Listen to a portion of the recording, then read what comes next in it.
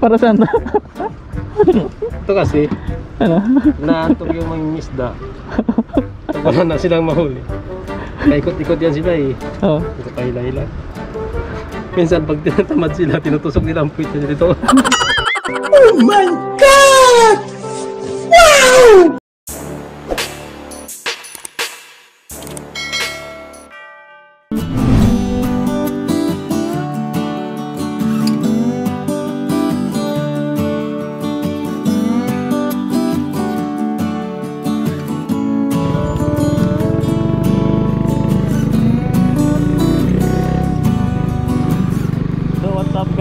Morning. At ngayon nga motovlog tayo ngayon dito sa Maconacon, Isabela.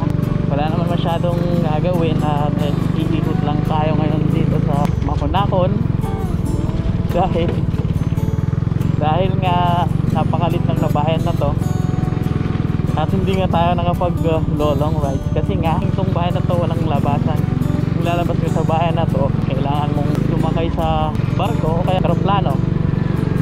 Pero yung may land na daanan palabas dito sarado kasi nga anong nakaraang taon karoon din ng landslide sa mga daanan dito palabas ng Ilaga, Isabela.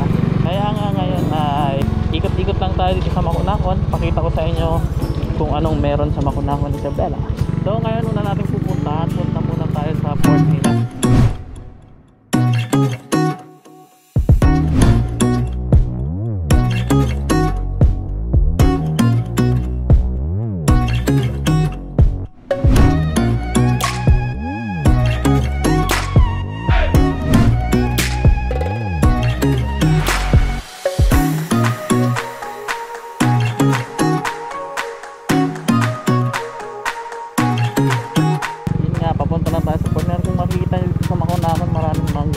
Dito. So yung ibang mga mangroves maliliit pa ata. Yan nga yung daanan papunta sa port nila dito ay hindi pa pinatado, rough road. Kaya ang medyo matagtag sa motor. Dito rin nagdadak yung mga bangka nilang galing Santa Ana kasi ito yung kumukuha ng supply ng Maconacon galing Santa Ana. Kasi hindi makapag-supply yung Ilagan papunta dito. Yun nga sa kadahilanan ng ang daan papunta dito ay landslide nga. So okay naman yung panahon dito sa Maconacon sa ngayon. Kaso amihan. Sa mga katulad nitong panahon na amihan dito sa Maconacon ay walang masyadong biyahe yung bangka. Kaya yung supply dito sa Maconacon is nagkukulang-kulang. Minsan wala ka nang mabiling mga pagkain sa grocery kasi nga hindi makabiyahe yung bangka kasi sa lakas ng dagat.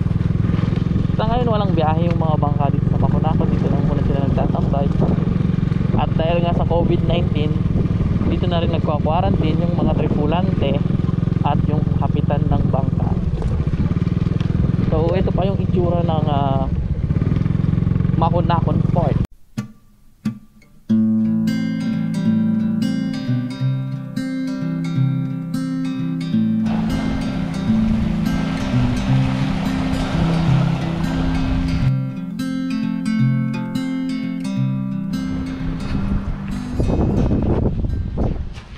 Yun nga pag walang magawa yung mga mangingisda dito sa Maconacon, ay suot mo na tayo ng mask.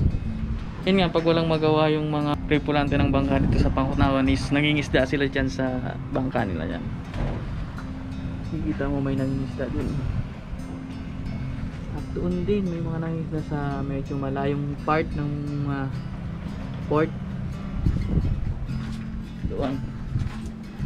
Maraming naglalambat. Pero yun nga, pag signal number 1 dito sa Maconacon is pinagbabawal ng local government ang paglalambat dito sa part na to. Lahat hanggang doon. Pag may signal number 1 wala namang signal number 1 kaya okay lang na may naglalambat dyan sa part na yan. Maganda lang dito sa Maconacon at kung kailangan mo ng pang-ulam, nasa harap lang yung dagat, malapit lang yung dagat at makakakuha ka na ng pang-ulam tamad ka na lang kung hindi ka makakuha ng pang-ulam dito. Tapos pag gabi pala,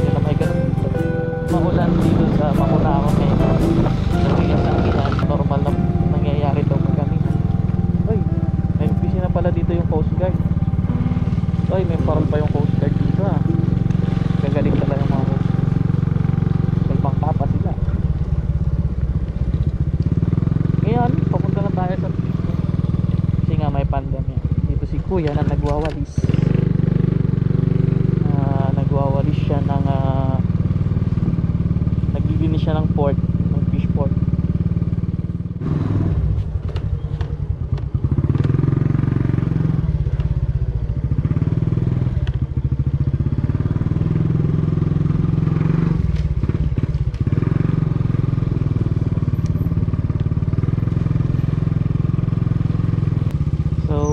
Tingnan natin yung mga mangingisda dito sa gilid ng shoreline kung anong mga ginagawa nila.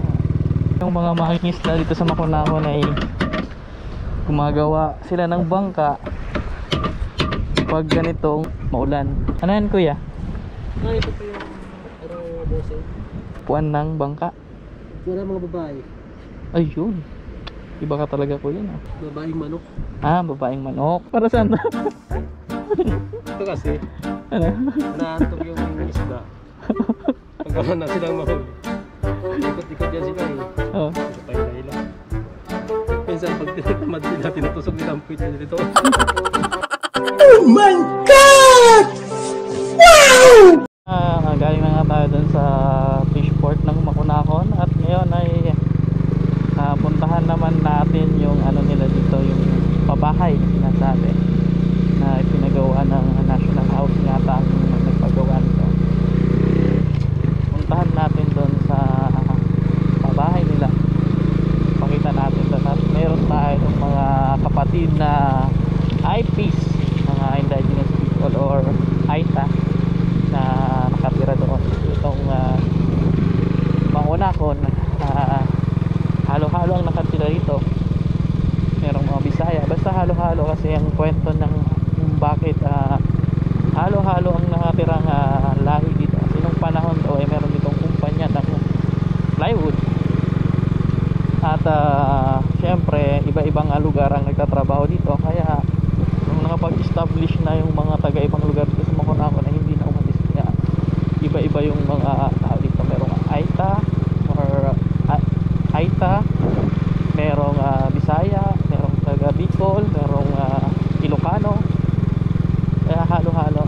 Merong mga taga, mayroong mga Muslim, halo-halo ang mga nakatira dito.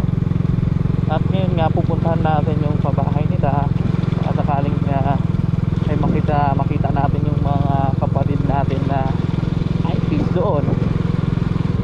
So yun nga, medyo liblib nga dito sa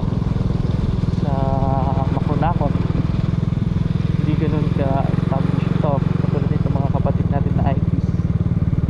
Lakad-lakad lang sila. Ang tawag sa kanila ay agay o dumagat kasi sila yung mga Aita na nakatira sa gilid ng dagat. Sila yung mga mahiting mga isla na Aita at pangingisda ang talagang ikinabubuhay nila, kaya tawag sa kanila dumagat siguro, ganon. Kaya dumagat siguro ang tawag sa kanila o kaya agay. So yun nga, dito tayo sa daway tayo sa papunta barangay Aplaya para dun nga tayo sa pabahay pupunta sa pabahay ng Makunakon. So chill rides lang tayo ngayon, hindi tayo talaga long rides, ikot lang para panood lang kayo. At may share ko naman yung lugar ng Makunakon at may share ko sa inyo anong mga lugar ang napupuntahan ko. So baka next month or next week ay nasa Bicol naman tayo magmo-motovlog. So ito nga tuloy-tuloy yung project ng government dito para ayusin yung mga ilog nila dito para maiwasan yung pagbaha. Masisipag yung mga taga-engineering office ng Makunakon dito. Talagang ginagawa nila ng paraan para maibsan ang pwedeng sakunang mangyari. Kaya ginagawa nila ng maayos yung ilog dito.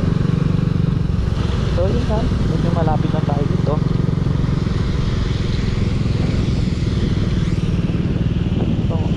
Barangay Aplaya na to. Yun nga, daanan natin yung mga barangay na gumagawa ngayon ng Christmas village nila dito. Busy sila para sa darating Pasko.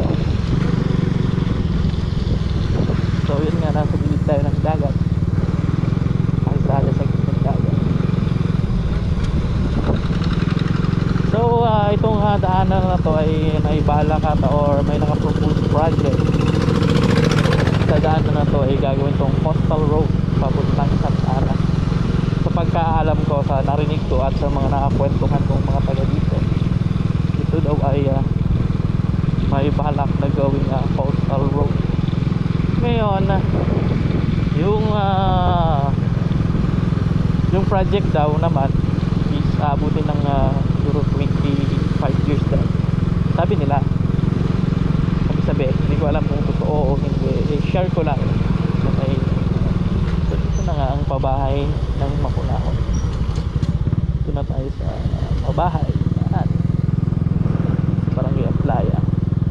Kung napapansin nyo, pare-parehas yung tapas ng bahay nila dito, kasi standard nga yung pabahay. National housing alam mo ba, National Housing Authority ba yun?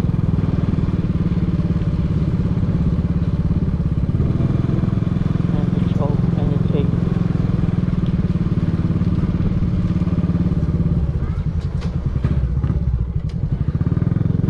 So yan, ikot lang tayo.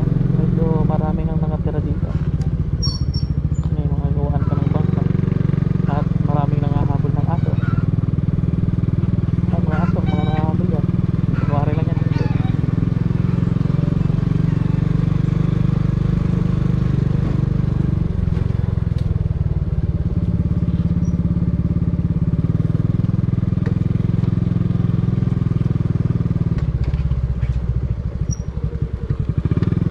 Pinalalalim nga nila yung ilog nila dito sa Makunahon para pag malalim yung ilog, mas hindi mag-overflow or mas malalim yung dadaanan ng tubig.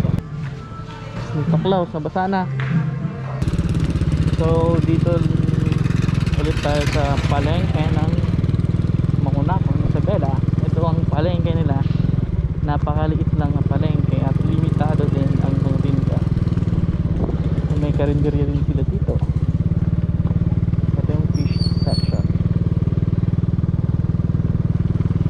May nakapost din na tropa natin ng mga PNP dito para sa police visibility ng palengke.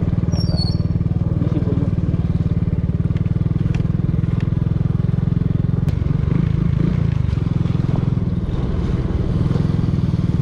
At nandito ang mga sangguniang kabataan at sila din ay gumagawa din ng mga kubo ng kanilang mga village dito. Magkaiba pa yung mga barangay official saka mga sangguniang kabataan official sa ng ginagawa. By kubo is nire-represent ng by kubo ang barangay nila. Kaya pinapaganda nila at dito din ang gym nila, gym ng Makunahon at ang munisipyo ng Makunahon na Isabela. Busy din sila sa pag de-decorate ng kanilang munisipyo nga dahil sa darating na Christmas village at bukas nga yung evaluation. Ang pagkakalam ko ay may tatlo silang evaluation, first, second, third evaluation ng mga Christmas village na ang nagpa-conduct ay ang municipal tourism ng Makunahon. So babalik na tayo sa bahay namin at salamat sa pagsama. Don't forget to like, comment, and subscribe. At hanggang dito lang tayo. Bye bye, hanggang sa muli. Paalam.